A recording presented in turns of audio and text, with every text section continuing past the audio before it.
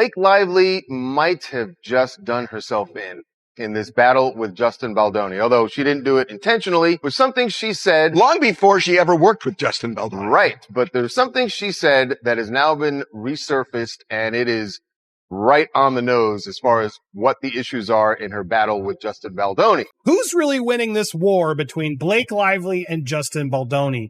The powerful smear machine is still going. But what's really crazy is this new person she hired. We got a lot to discuss. Blake Lively's legal situation may have just taken a major turn. Rumors claim her lawyer suddenly stepped away after Justin Baldoni's team revealed new evidence that nobody expected.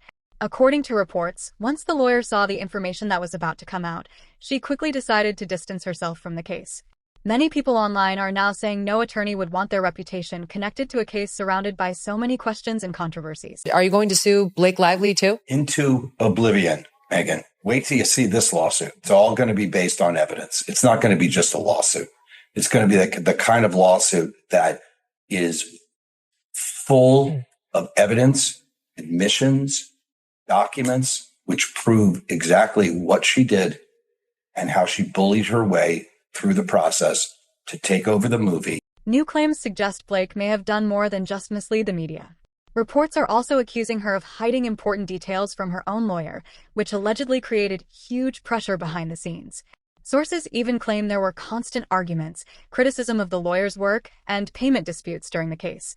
After Blake filed the lawsuit against Justin Baldoni, especially with support from major media outlets, she likely believed the case was already going in her favor. Her lawyer, Meryl Conant Gis KY, may have felt confident too at first. But things reportedly changed once Justin's team released evidence challenging many of the accusations made against him. As more details started coming out, public opinion began shifting against Blake and Ryan Reynolds. Behind the scenes, the drama allegedly became even worse. Now, rumors suggest the lawyer chose to leave because the case reportedly had too many weak points to stand strong in court. At the same time, fresh allegations about Blake's behavior during the legal battle are making the entire controversy even more intense. A couple days ago, William Morris's CEO, Ari Emanuel, made it seem like a moral act of loyalty, like that exists in Hollywood. He heaped praise on Ryan and Blake as soulfully beautiful people, flawless, really. He mocked Baldoni in the process. He said, it's an effed up bad situation with what Baldoni, whatever his name is doing.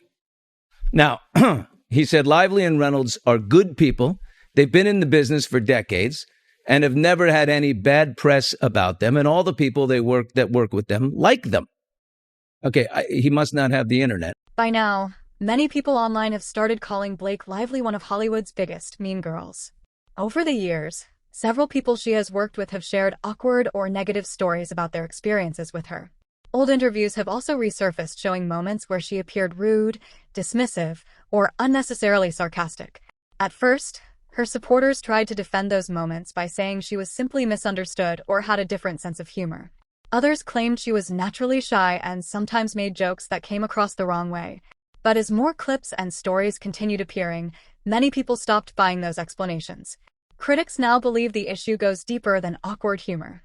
They argue that Blake often comes across as someone who lacks self-awareness and struggles to understand how her words affect others. And according to many online reactions, behavior like that eventually becomes impossible to hide because sooner or later people begin to notice patterns. First of all, congrats on your little bump. Congrats on your little bump. What about my bump? You've got two nice ones. And these, they are kind of bumps, aren't they? No, not bumps. The lovely lady lumps. Check it out. Thank you. Thank you. You like the movie? Are you a Woody Allen fan? I love most of his movies, and this one was so, visually amazing. Yeah, it's gorgeous. Did you guys love wearing those kind of clothes that you... Yeah.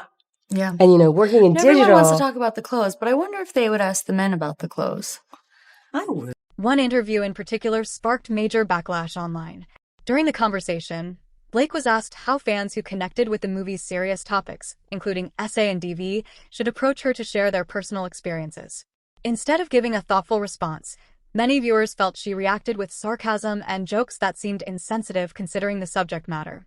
The moment quickly spread online, with critics accusing her of failing to handle a serious conversation with the care and empathy people expected. Like, I'm going to start with you. Most of us, if we're lucky enough to run into a celebrity in public, we only have a few moments to maybe speak with you guys. But for people who see this movie, who relate to the topics of this movie on a deeply personal level, they're really going to want to talk to you. This movie is going to affect people, and they're going to want to tell you about their life. So if someone understands the themes of this movie, comes across you in public, and they want to really talk to you, what's the best way for them to be able to talk to you about this? How would you recommend they go about it? Like asking for like my address or my phone number or like my location share. Or I could just location share you, and then we could, I'm just curious just social security number. I'm a Virgo, so I'm like, are we talking logistics? Are we talking emotionally? Blake's comment during the interview reportedly made even her co-star uncomfortable, with many viewers noticing his reaction immediately. Critics online pointed to that moment as another example of behavior they believe has followed Blake for years. People also brought up old interviews from the Gossip Girl press tour, where Blake made jokes about her co-star Leighton Meester's background. Since Leighton was born while her mother was serving time in prison, many fans felt those comments crossed the line and turned a sensitive personal story into an awkward joke. There was an article recently saying that Leighton and I were frenemies. And it's frenemies. Is that the new term? Frenemies? Yeah, we're friends, but we're also enemies. And it's really strange because they always want to pit women against each other. You don't hear about like Penn and Chase hating each other and being jealous and competitive. I think I'm just brunette because of the books. And everyone knows blondes are nicer anyway. A moment by me. Remember Savannah. It was another promise was no pet monkey.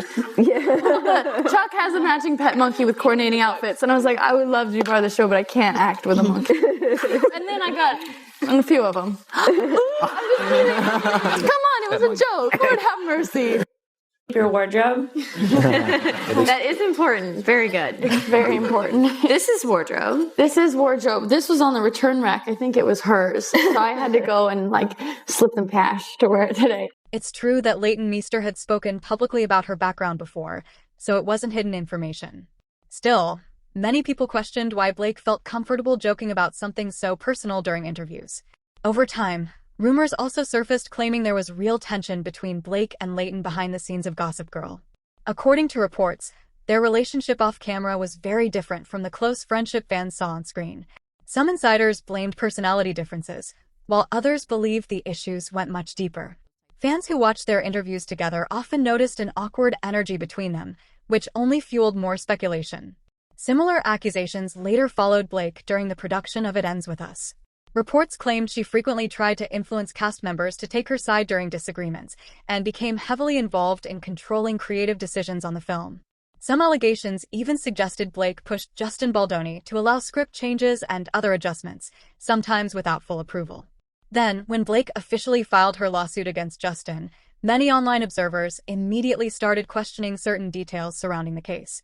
One major talking point was the timing of media coverage, especially a New York Times article that appeared shortly after the lawsuit was filed. The article strongly focused on claims against Justin and discussed the idea of a Hollywood smear campaign. Because the article was released so quickly, many people began speculating that preparations may have started long before the lawsuit became public. Critics questioned how such a detailed report could be researched, written, and published in such a short time, leading to rumors that information may have already been shared with the media ahead of time. Justin Baldoni has spoken out against the New York Times in newly obtained court documents. And I read what happened, so you don't have to. Baldoni has stated that a jury must decide if the New York Times is responsible for its involvement with his ongoing legal battle against Blake Lively. In court documents filed on Friday, March 14th, Justin Baldoni has stated that the New York Times has long presumed itself beyond accountability, not here, and that the New York Times went past merely reporting. He then went on that the New York Times actively vouched for the veracity of its false narrative by publishing Blake Lively's complaint in full, and that the fair report privilege that the New York Times seeks to hide behind does not protect it from liability for maliciously colluding with Lively and her cohort to publish a false and defamatory hit piece about the Wayfarer parties, wrongly casting them as villains and making them scapegoats for Lively's well-publicized media missteps. The New York Times responded in a statement to us, stating that the flaws in the Wayfarer Baldoni case were made clear last week in their own legal filing when they asked the court for yet another opportunity to amend their complaint to try and make it legally sufficient. Many critics felt the New York Times article raised serious concerns about fairness and journalistic ethics. According to online reactions, the piece appeared heavily one-sided against Justin Baldoni from the very beginning. Some readers even said it sounded as if the case had already been decided, despite the lawsuit being filed only hours earlier. People also questioned why Justin, his business partner Steve Sarowitz, and Wayfarer Studios reportedly were not given enough time to respond before the article was published. Critics argued that releasing such a major story without hearing both sides created the same kind of public attack campaign the article itself discussed. Not long after, Justin responded with a massive $400 million lawsuit against Blake Lively, Ryan Reynolds, and the New York Times. He accused them of helping spread what he described as a false and damaging narrative about him. Supporters of Justin say the article had a huge impact because it shaped public opinion before many people even knew the details of the lawsuit. According to them, once the public formed an opinion, it became difficult for Justin to defend himself without facing skepticism. At the same time, critics also started questioning parts of Blake's lawsuit. Some pointed to heavily redacted text messages and HR complaints with missing dates and timestamps. For many online observers, those missing details created suspicion and led to accusations that only selective information was being shared publicly. Let me ask you, what are the dates of these HR complaints? Do you know the dates? There's no dates. The dates are redacted. The names of the complainants are redacted, except for on one of them, there's an M. And in Blake's original, when she went to Sony, and by the way, they're not to Wayfarer Studios, Justin's company, they're to Sony, the distributor, to their HR department, and there's an M in there, which means at least one of the other ones came around the same time, if it's May, unless it was March, but probably May, same time as Blake. According to online discussions, things quickly started turning against Blake once Justin Baldoni's team began releasing behind-the-scenes footage and private text message screenshots connected to the case. Critics claim that as more material became public, several parts of Blake's accusations started losing credibility in the eyes of many viewers. Now, rumors suggest Blake's legal team may be trying to arrange private discussions with Justin and his attorneys to explore a possible settlement. After months of public drama and growing backlash, some people believe her team realizes the legal battle is becoming harder to win. Many online commentators are speculating that a quiet settlement could help avoid even more negative attention. Supporters of Justin argue that if Blake's side truly exaggerated or misrepresented important details from the beginning, it would make sense for her legal team to step back before the situation causes even more damage publicly and legally. I looked through every document. Every email, every text message, listen to stories, listen to the history of what he's been through, listen to voice notes, and really try to evaluate, the strength of the defense of the case. And frankly, in this case, the strength of his claims. And like a lawyer is obligated to do, really want to make sure that I go through as much as possible to really understand what exactly happened, or at least what it seems like happened. But here's where the story takes another major turn. Justin Baldoni's lawyer, Brian Friedman, recently made it clear that settling the case is reportedly not something Justin's side is interested in at all. During an appearance on the Town podcast with Matthew Belloni, Friedman explained that the allegations have already caused serious damage to Justin's personal and professional life. According to him, the situation has affected Justin's reputation, finances, emotional well-being, and even impacted his wife and children. Friedman reportedly said this is no longer the kind of dispute that can simply disappear with a private financial agreement. In his view, too much damage has already been done for the matter to quietly go away. He also questioned whether any amount of money could truly repair the harm Justin believes he has suffered. According to Friedman, the only real path forward is letting the case play out in court so a jury can hear both sides and decide what actually happened. Meanwhile, rumors continue circulating that Blake's legal team may be struggling to stay confident in the case. There has also been speculation surrounding Ryan Reynolds after reports claimed he wanted to distance himself from the lawsuits.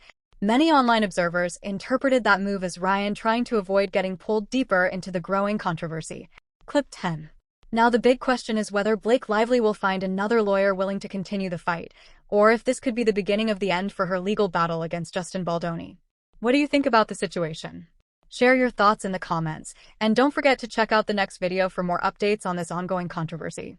Brian Friedman rips into Ryan Reynolds and his motion to dismiss. I was waiting for Brian Friedman's response to Ryan Reynolds now wanting out of the lawsuit, and we finally got it. Friedman told TMZ Mr. Reynolds' exploitation of his enormous power in Hollywood continues, this time arrogantly asking to be dismissed from the case despite his publicly documented involvement extending far beyond just being a supportive spouse.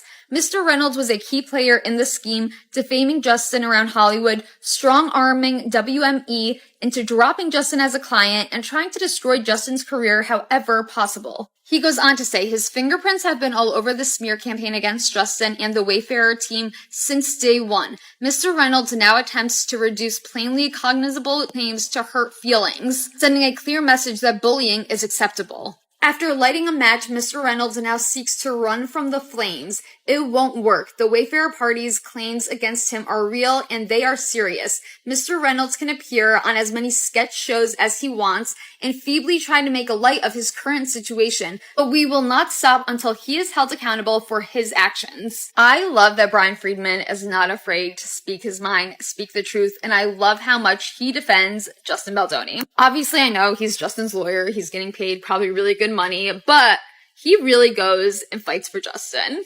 And I agree with every single word that he said.